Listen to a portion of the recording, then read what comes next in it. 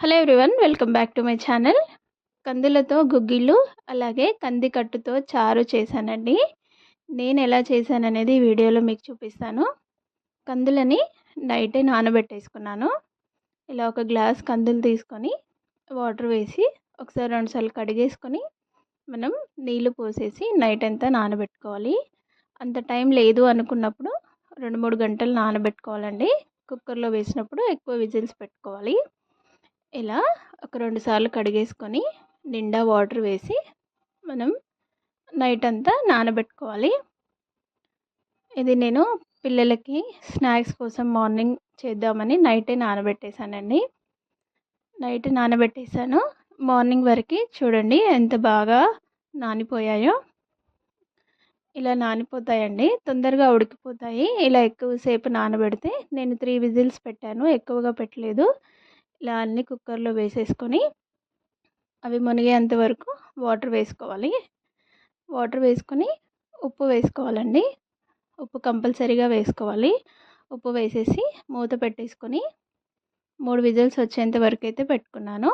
నేను ఎక్కువసేపు నానబెట్టాను కాబట్టి ఇలా 3 విజిల్స్ వచ్చిన తర్వాత మనం మూత తీసేసి గుగ్గిళ్ళని సపరేట్ చేసుకోవాలి. ఇవి సపరేట్ చేసేసుకొని అందులో ఉన్న వాటర్ని మనం ఒక గిన్నెలో పోసి పెట్టుకుందాము. చూసారా ఎంత మెత్తగా ఉడికిపోయాయో. 3 విజిల్స్ పెట్టానండి, ఎక్కువ పెట్టలేదు. ఈ వాటర్తో నేను కంది చారు చేస్తాను.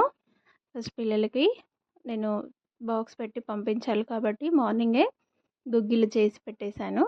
స్టవ్ పైన ప్యాన్ పెట్టేసుకొని ఆయిల్ వేసి జీలకర్ర, ఆవాలు, పచ్చిమిరపకాయలు, కరివేపాకు అలాగే ఉల్లిపాయలు కూడా వేసి వేగనివ్వాలి. చారులోకి కొద్దిగా కందులు కావాలి కాబట్టి పక్కన పెట్టుకున్నాను. కొద్దిగా చిక్కగా అవుతాయి, అవి గ్రైండ్ చేసి వేసుకుంటే. కొద్దిగా ఉప్పు వేసేసి మనం గుగ్గిళ్ళు వేసుకోవాలి. అందులో ఉన్న తడంతా పోయే వరకు మనం ఫ్రై చేసుకుంటే సరిపోతుందండి. ఉప్పు మీరు టేస్ట్ చేసి వేసుకోండి. ఉడికించేటప్పుడు వేసుకున్నాం కదా. గుగ్గిళ్ళు అయితే రెడీ అయిపోయాయండి. పిల్లలకి బాక్స్లోకి అయితే పెట్టేశాను. ఇంకా వాళ్ళు వెళ్ళిపోయిన తర్వాత నేను కూడా ఫ్రెష్ అయిపోయి కొద్దిగా గుగ్గిళ్ళు తినేసి వంట అయితే స్టార్ట్ చేశాను. మధ్యాహ్నానికే మళ్ళీ లంచ్ బాక్స్ కూడా పంపించాలి. చింతపండు కూడా నానబెట్టేసుకున్నాను. ఇది మనం కందులు తీసి పెట్టుకున్నాం కదండి, అది మెత్తగా చేశాను కానీ ఇంకా పేస్ట్ లాగా అవ్వలేదు. అందుకని మిక్సీలో వేసి మళ్ళీ గ్రైండ్ చేసుకున్నాను. అలా వేస్తే చిక్కగా ఉంటుంది చారు. స్టవ్ పైన ప్యాన్ పెట్టేసుకొని ఆయిల్ వేసి ఆవాలు, జీలకర్ర వేసుకొని కొద్దిగా చిటపట్లాడిన తర్వాత ఎండుమిర్చి, పచ్చిమిర్చి కూడా వేసుకోవాలి. అలాగే సన్నగా కట్ చేసుకున్న వెల్లుల్లిపాయ రెబ్బలు వేసుకోవాలండి. ఇందులోకి ఇవి కొద్దిగా వేగిన తర్వాత కరివేపాకు వేసుకోవాలి. అది కూడా కొద్దిగా వేగిన తర్వాత పసుపు, అలాగే ఉల్లిపాయ ముక్కలు సన్నగా కట్ చేసుకొని వేసుకున్నాను. కావాలంటే టమాటో కూడా వేసుకోవచ్చు. ఇవి అన్నీ వేగిన తర్వాత మనం కందికట్టు తీసి పెట్టుకున్నాం కదండి, అది వేసుకోవాలి. ఇందులోకి వాటర్ అయితే ఏం యాడ్ చేయలేదండి. ఇలా ఇదంతా పోసి చింతపండు రసం కూడా వేసేసుకోవాలండి. ఇలా వేసేసుకొని దానికి తగినంత ఉప్పు వేసేసుకోవాలి. ఉప్పు వేసేసి ఒకసారి కలిపేసుకొని పులుసుని బాగా మరగనివ్వాలండి. ఇది మరుగుతుంటే మనం గ్రైండ్ చేసి పెట్టుకున్న కందుల పేస్ట్ ఉంది కదా, అది వేసేసుకోవాలి. అది వేసేసి ఒక్కసారి కలిపేసుకొని ఉప్పు సరిపోయిందా చూసుకొని, లేదు అంటే కొద్దిగా ఉప్పు కూడా వేసుకొని ఇలా మరగనివ్వాలి. అది కొద్దిగా చిక్కబడేంత వరకు మరిగితే ఫ్లేవర్ చాలా బాగుంటుందండి.